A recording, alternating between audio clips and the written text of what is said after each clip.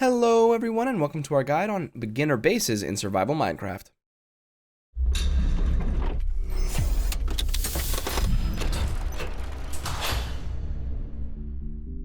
If you're like me, you love a good classic game of survival Minecraft. Whether you're playing on regular difficulty or even hardcore, you need to be wary of different monsters that might attack you early game though.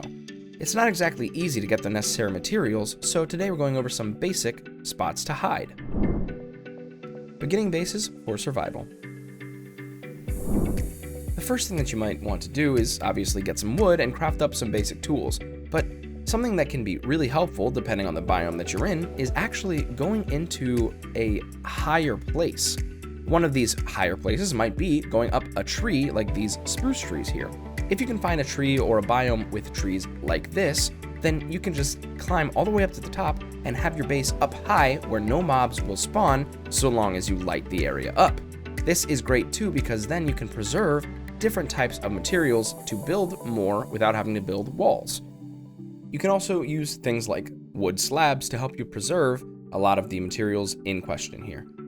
The next thing that we're going to take a look at is what if you happen to be running down the coastline and all of a sudden you see this nice little cave? Well, caving can actually be really good for obviously resource gathering, but it's also a great starter base for places that can keep you safe, especially when it's small and compact like this. You can always go strip mining when you're ready to start mining. In the meantime, finding a nice little spot like this is great. Speaking of nice little spots, what about a village? If you're lucky enough to spawn next to a village, all you have to do is, well, choose a very lucky villager's house in order to sleep there. And there's your house. That's a great starting place to keep you safe. Finally, like I mentioned before, going up is the way to go when you're talking about trying to survive.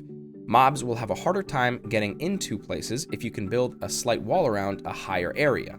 It doesn't necessarily have to look pretty or super fancy, but as long as you can prevent mobs from getting in, then that's all that matters to keep you safe. Conclusion.